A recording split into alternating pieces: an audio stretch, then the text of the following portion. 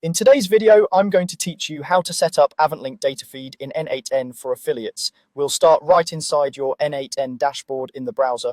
Make sure you're logged in and on the main canvas. From here, create a new workflow so you have a clean space to build in.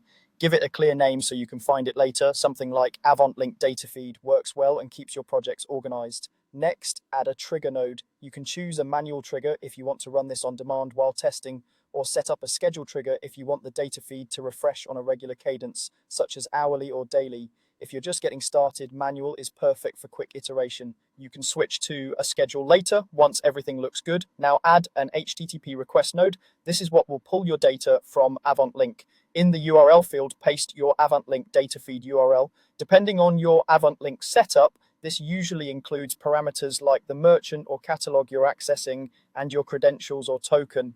For security, avoid hard-coding sensitive details into the URL when possible.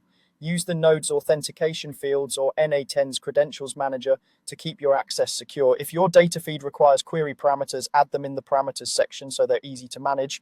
Set the request method to GET since we're retrieving data. If Avantlink expects specific headers, include them here as well. When you're ready, execute the node. You should see a response payload in the output panel. Typically, this will come back as JSON or CSV, depending on your feed configuration. If it's CSV, consider enabling the option to automatically parse it or note the field names you'll need to map in the next step. If you get an error, double-check the URL, credentials, and any required parameters. With data flowing in, add a set node or a function node to format your affiliate links and product data. Use set if you're mapping existing fields like product name, price, image, URL, and product URL into a structured output and constructing a clean affiliate link by appending your tracking parameters. Use a function node if you need more flexible logic, such as conditionally formatting prices, normalizing categories, trimming white space, or generating a standardized link pattern from multiple fields. Keep your output consistent with clear property names so it's ready for downstream steps like storage, email, or sending to another tool.